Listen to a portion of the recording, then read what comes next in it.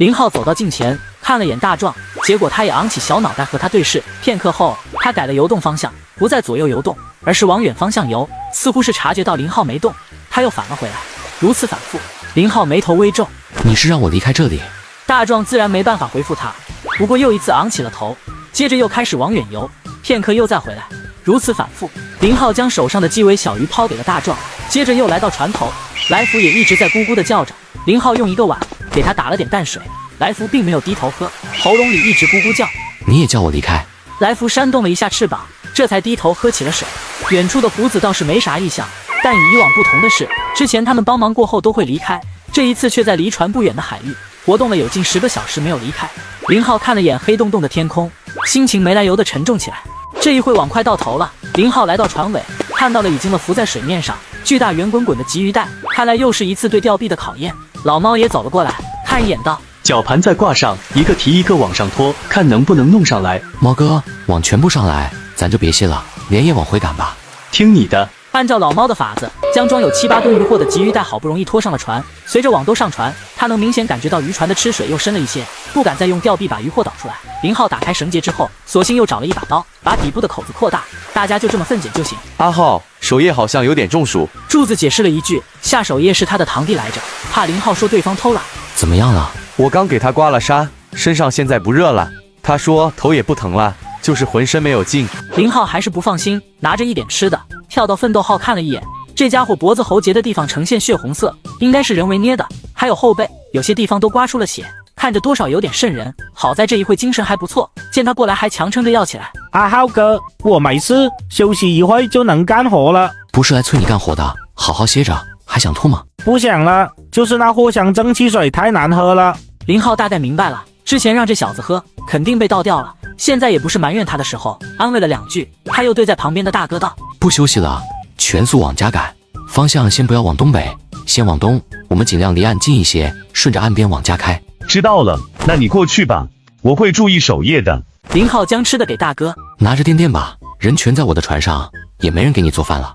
东西放下，他再度回到团结号上，没有急着分鱼货，而是自己动手做起了饭。已经是晚上近8点了，清早不到8点吃的饭，到目前为止早超了12个小时，中间大家一直是吃着巧克力喝啤酒顶着。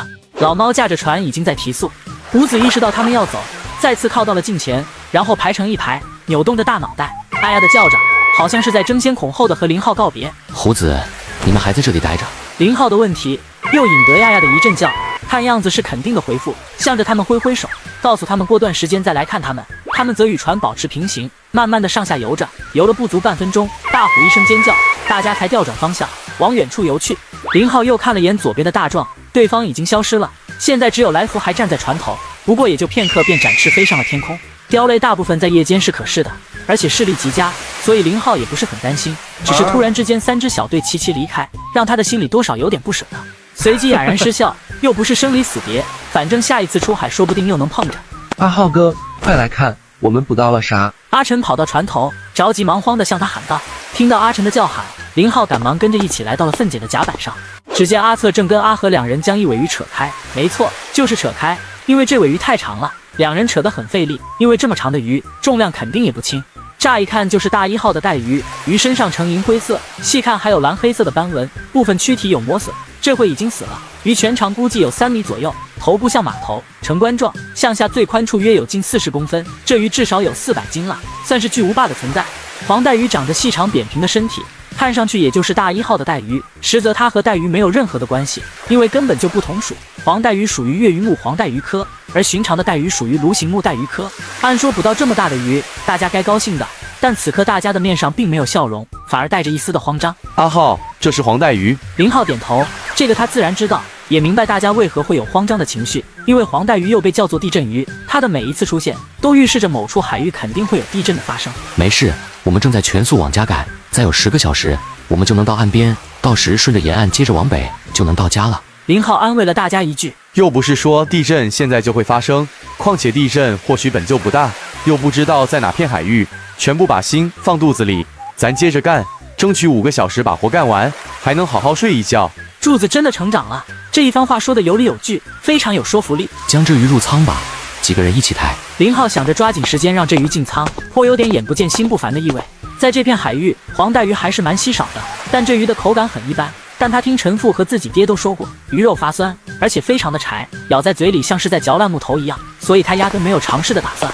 哥，我们又抬进仓里一尾金钱免，有7、80斤呢，可惜在网兜里捂太久，已经死了。死了不算啥，同样能卖到好价钱。说到了价格，大家也忘了黄带鱼的预计，打开了话茬开聊起这2天的收获来。阿浩，你说咱这2船上的海货能卖多少钱？之前林浩不在，他们出海3趟，收获同样不少，一趟平均他也能提个近万块的分红，但就是感觉不过瘾。果然，林浩一回来，这收获立马就不一样了。是啊，阿浩哥，这次的好鱼真多，1、2万斤的金目鲷，还有金钱免这些，能卖到200万吗？卖到200万，平均到1艘船也是100万，咋的？你还想拿2艘船的提成？柱子训斥了一句，也是在提醒大家不要有不该有的心思。林浩笑了笑，他有他的打算。这一趟大家是真辛苦，为了这些鱼货，说是豁出半条命也不为过。哥，我估摸着能卖300万。阿和也是喜不自胜，300万，咱还这么辛苦？大家放心，卖鱼的事交给我，这2船的海货不卖超过400万，剩下的我给补上。林浩也难得的放了句大话，豪气了一回。这个时候嘛，大家很累了，就该说点大家高兴吧。耶，我就知道跟着阿浩哥有肉吃。阿策极为捧场的拍了一句马屁。咋的？奋斗号你不想待了？柱子再度对了一句，阿策果断闭嘴。虽说2人只是拐着弯的亲戚，一个是夏蓉娘家的亲戚，一个是父亲这一门的，但下手住沉稳，现在又是船上的大副，更关键的是这货会武术，知道打哪里疼，还不会打坏了。真要挨了打，他要是敢回去和老子告状，阿策可以肯定，以自己老子的性子，不问缘由肯定还得揍自己一顿。这么好的差事丢了，那得找绳子上吊。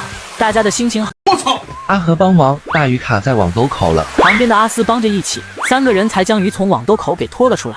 看到大鱼真身的那一刻，船上再度爆发出震天的欢呼声。毛场，哈哈，又是大毛场！我天啊，这是第几条毛场了？数不清了，但这个只能当亚军。之前我们船捕上来那条至少有140斤，这条估计只有120斤。在船上分拣的久了，大家的手和眼本就是一杆秤，当然比不上秤精准，但也能大差不差。曾经林浩的老家是农村，小时候见屠夫下乡收猪，就是和主家毛姑来着，凭眼力，吃亏倒巧就看你有没有那个本事了。不错，这条鱼肯定又能值个1-20万，大家加把劲。林浩的话顿时让大家面上喜色更浓。1-20万啊，就算分摊到2艘船，一船也是10万块，自己拿0.5%的提成，那可就是500块，顶得上码头工人10天的工资了，爽！林浩帮着忙了一会，又起身看了眼电饭煲，见已经跳了闸，便对大家喊道：“停一下，大家抓紧时间吃一口。”阿浩，还是干完再吃吧，饿了一整天了，快点放下手头的活。阿晨，拿个饭盒给毛哥打点饭。阿平哥咋办？他船上就他和守夜2人。我之前带了点零食过去，大家先分好货，分完之后2艘船合并，你们过去再自己煮，差不多能用吊臂了。阿和不用冲了，用吊臂把鱼货全抖出来吧。阿和答应一声，操控着吊臂到了近前，阿晨帮着用绳子套住网兜上半部分，随着吊臂的升起，本就没有扎口的网兜里的鱼顺着开口便淌了出来。卧槽，我好像又看到一尾黄唇鱼。哈哈，那伟大的好像是张红鱼，天啊，得有70-80斤吧！我第一次见这么大的张红。虽然已经分拣了2个多小时，但网兜里剩下的鱼货导出来，还是将分拣的甲板区域铺了个满满当当。奇怪的是，这一次几乎没看到有小鱼的身影，最小的鱼好像都有1斤以上，这无疑大大提高了分拣的速度。这回除了开船的老猫，还有另一艘船的赵平跟守夜，分拣区可是有10个人在同时忙碌。哥，快看，这个3刀怕有7-8斤了！我天啊，底下还埋着一条大油坠，这怕不得有好几十斤了。听着大家的惊呼，林浩也只是微微一笑，随即又有些幸福的小烦恼。这一次的鱼货太杂了，回去卖货也是个大工程啊。摇了摇头，不管了，让东哥翻身去吧。冷库里现在都是筐叠筐，根本没办法再划分区域。又是3个小时左右的忙碌，林浩在阿晨的帮助下，将最后1筐鱼货硬塞进冷库里。大家齐齐的长长舒了口气。老田啊，你就憋着吧，不管你在憋啥大招，现在等我们接了港再释放就行。林浩如此想着，便寻摸了一块地，直接躺了下去，伸了个懒腰，真舒服啊。等鱼不消片刻，他便睡着了。突然胳膊上传来了一阵疼痛，让他瞬间惊醒，确认自己还躺在甲板上后，他又摸了摸胳膊，好像也没啥事。本以为是今天用力过猛，刚刚也只是抽筋现象，下一刻就听到砰砰的声响，好像是小石子砸在了甲板上，而且密度非常的大。他猛地坐起，正在观察是什么。不怪他，此刻脑子明显还在宕机。恰好此时老猫通过喇叭的声音传来：“快进仓，都快进仓，下冰雹了。”听到声音，林浩还是愣了一下，直到背上又被砸了一下，共主感让他终于回了魂。卧槽，以为会是大暴雨，也没想到你会下雹子啊！嘀咕了一句，他猛地惊醒。现在是考虑这个的时候吗？快躲舱内，下雹子了！他对着甲板上的人又是叫又是踢的，每个醒来的人和他之前的表现也差不多。没办法，精力完全透支，又没休息多长时间，可不得猛啊！林浩双手护着头，好不容易将所有人都连叫带踢的赶进舱内。他在又挨了几下之后，成功躲进了座舱。冰雹越下越大，越来越密，砸在船上叭叭作响。海面上这一刻就像是下水饺一般，渐渐无数点水花。没事吧？老猫见他愣神看着水面问道：“魔哥，现在危险不？”就是视线受阻，我已经通知阿平，暂时不要再推进，只希望不要下时间太久。严格来说，下雹子比大暴雨对船的危险还要小些，前提条件是雹子不大。咱这玻璃不会砸破吧？不会，船的前挡玻璃比车子的还要好，肯定不会有事的。老猫说的肯定，但语气中很明显底气有些不足。这回林浩也看清了雹子的大小，跟小时候玩的弹珠差不多大，偶尔有大的，也就比乒乓球小个一圈。这要是砸到身上，那就太酸爽了。两人正聚精会神地看着海面，下一刻只听吧的一声，眼前突然一暗。坏了，探照灯被打了一个。没事，常用灯具，船上都有备用的，等雹子过去安排换一下就行。林浩说着，又拿起无线对讲机。大哥，我是阿浩，你那边怎么样？放心吧，没事，守夜就坐在我旁边，就是眼面前啥也看不清了。没事就好，你也别太担心。冰雹不像大雨，一般时间很短，想来马上就会过去。结束与大哥的通话，他的心稍安定，想了想，又把无线台调到预警台，依旧是什么声音都没有。他都怀疑海事局有没有值班的人。前后加一起，也就10分钟的时间。在又报废了一个侧边灯之后，冰雹终于停了。林浩走出舵室，迎面便是一阵久违的凉爽海风吹过来，沁人心脾。老猫通过喇叭通知了舱内的人，早就闷得受不了的众人赶忙出来。妈的，刚刚我被砸了，真疼！我还没看过下冰雹呢，也就大哥非要拖着我，害我都没怎么看清。阿友颇为遗憾的道：“在外边当靶子被砸是吧？就没见过你这么蠢的。”阿斯当即训斥道：“阿晨、阿策包括阿和三人对视一眼，见没人注意，几乎同时悄摸地从地上捡起一个雹子塞进了嘴里，跟冰块差不多，没味道。那你和老天说，下次往里面掺点白糖。”阿晨对人的水平越来越高。话说这玩意能不能吃啊？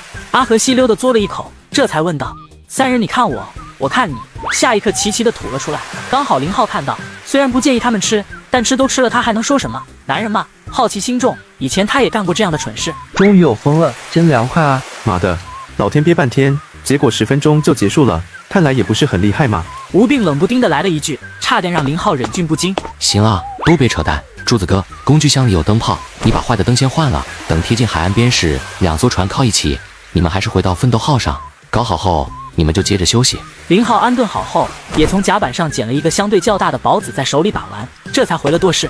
魔哥，你歇会吧，我来开。老猫这次没有再降，边让开舵位边说道：“每半小时跟奋斗号联络一下。”知道了。老猫走出舵室，林浩点了一支烟，看了眼 GPS 上的标识，现在是夜里的12点半，离海岸线的航路距离还有1个多小时，只要靠近海岸线就会安全很多，不管有啥事都可以第一时间选择靠岸。因为冰雹停了船，刚刚重新启动，但船负重太多，提速很慢，所以直到现在才达到正常的航速，保持在13节左右。有了风就没有那么热。林浩又将半湿的 T 恤脱掉，直接光着背，非常的舒服。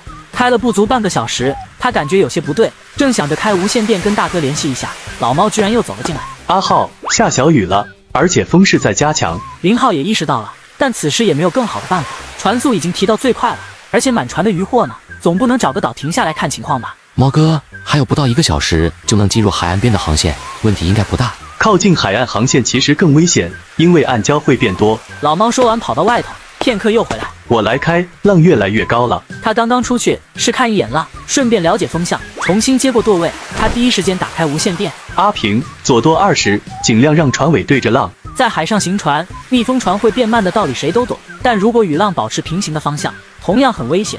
一个浪打在船身，说不准就能让船倾覆。最好的办法，自然就是与浪保持90度角，让浪直击船头或船尾，减少船体与浪的接触阻力。刚刚林浩是直直的向西开，与浪的夹角大概在40度左右。现在老猫则打算调整舵向，往西北方向开，让船尾与浪成90度角，这样不仅能减少危险，还能利用浪的推力加快船速，节省油料。海上往往一个细节就能救一船人的命，即便现在浪还不算大，但老猫还是做着最佳的决定。林浩走出舵室，迎面的风确实是比刚刚大了不少。他皱了皱眉，这天气预报也太不靠谱了，会害死人的。进舱柜里挤挤，要不睡船头去，后甲板不准睡了。大家全都迷迷糊糊的，机械的执行着他的命令，也就柱子没再离开，而是站到了他旁边。阿浩，风变大了。林浩点头，正待再说，原本非常稀疏的小雨，在这一刻加大了，但还勉强能行船。他站在后甲板，看着打在船尾的海浪，水花四溅。离海岸近了吧？还有半个小时，估计就能入沿边航线。柱子暗松一口气，轻松地笑道：“那就别担心了，风力再加强，咱大不了找个内湾驶进去暂避一下就行。只要有内湾，肯定就有码头，到时船回不去，咱的货原地卸也行。还是你想的周到。柱子，你开一会，我跟阿浩迷会儿。”林浩又把阿和叫起来，在舵室陪着。柱子见他进来，将叼在嘴里的烟拿下来，对他淡淡一笑。至于阿和，这小子坐在旁边居然又睡着了。没事，让他睡吧。林浩还是把阿和给搞醒了。去舱柜里好好睡，这么睡也不怕颈椎受不了。哥，我不困。林浩都想揍这小子一顿，不困你闭眼干啥？不困你刚刚为啥打呼？把阿和撵滚蛋之后，他也没有急着换班，而是先出去洗漱了一番，又换了身衣服，这才回到舵室。柱子哥，你去睡吧，估计还要4个小时才能到家，我来开会。柱子起身，这才道：“阿浩，马上天大亮，是不是得提前联系一下家里？”放心吧，我会安排好。柱子刚离开，起床的阿晨走了过来。阿浩哥，早上想吃什么？我跟阿斯哥准备做饭了。我记着带的有干贝肉，泡一点，再切点瘦肉，咱炒米粉吃吧，我想吃了。那再煮个鱼汤。行，你看着办。阿晨离开之后，林浩便安心开启了船。现在的风浪还是不小，但因他们靠近岸边，虽然船晃动的幅度不小，但心却是格外的安宁。约莫半个小时，阿和端着2个小盆走了进来，放下小盆后，双手赶忙去摸耳朵，估计是因为船的晃动，热汤洒到了手上，这憨货也不知道拿块布垫一下。哟，还包了点虾仁。嘿嘿，我跟阿策拨的，可惜平哥在另一艘船上，现在又不能靠一起，没得吃了。现在浪大，一直想着全力往家赶，所以并没有并船，柱子他们也就一直留在这一艘上。不知道守夜好点没有，那小子会不会做饭？要是会的话，2人还能搞一口热食吃。吃完饭，老猫过来换岗，大哥那边就比较惨了，就他一个掌舵的，连个换岗的都没有。这也是为何老猫要求频繁与之联系的原因，生怕大哥心思一放松打起盹来。你帮我捏捏，然后我帮你捏。阿和示意阿晨帮他捏一下胳膊，这时候一动就酸，不动却胀，反正就是不舒服。你认为我双手还能捏得动？阿晨一脸的看白痴相。阿浩，到码头卸货可麻烦，要不你多雇几个小工吧，到时雇工的钱我们这些人平摊。阿斯怕他误会，后边又找补了一句。林浩笑着在他的肩头轻拍一下。阿斯哥，这事你就不用操心了。跟众人聊了会，林浩这才知道，感情他不在的这几次出海回来后，压根就没有雇人，全是船工自己卸的货。林平倒是提过，但老猫他们说一艘船11个人，说出去就好笑了，还雇人卸货，别人听了还不定说咱多懒呢。回到舵室，林浩就拿起了卫星电话，这会已经是上午8点多，该提前让陈东做准备了。当下的卫星电话只能播出，是没办法接收到普通手机拨来的电话，除非是另一台卫星电话拨来，才可互有往来的沟通。等于说他可以联系陈东的手机，但陈东的手机是联系不上他的。喂，阿浩吗？天爷爷啊，终于接到你电话了，听说海上下了雹子，你们没事吧？陈家几人也一直在担心着。陈雪听说海上下了雹子，清早连饭都吃不进去，不管陈东走到哪，他就跟到哪。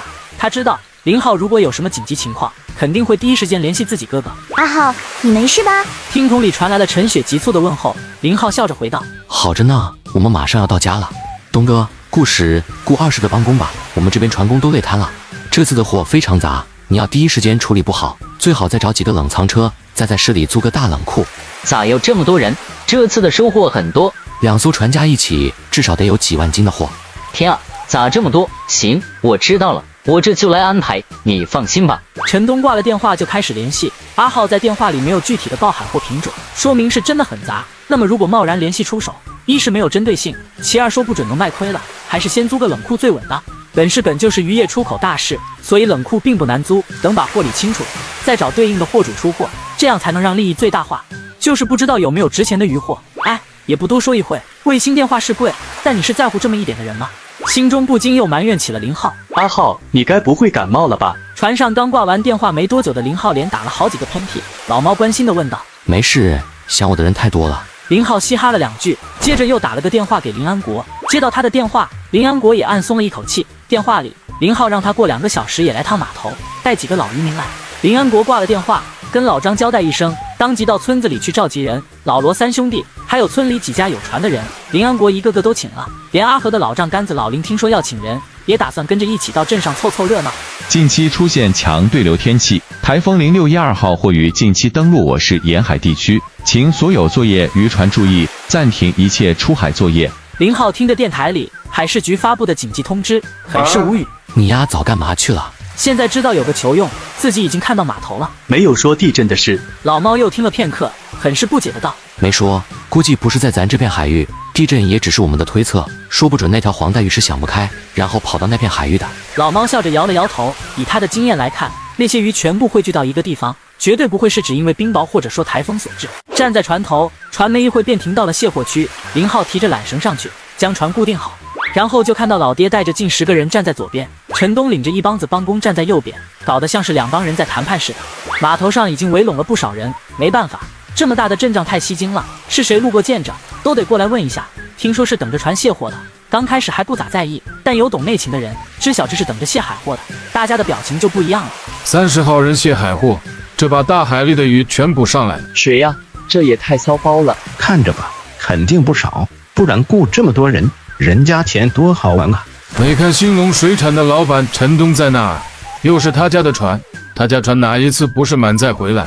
看着真眼馋。好像说不是阿东的船，是那个喜欢笑的高个小伙子的。那是阿东的妹夫，说是阿东家的也没毛病。随着大家的议论，码头上的人越聚越多，特别是镇上没有出海的老渔民，都听说了海上惊险的一幕，但他们都有经验，发现天气异常早就回来了，所以没有真正经历下冰雹的时候。此刻他们全赶了过来，都想看看下冰雹的时候到底能不能捕到海货，能捕到啥海货。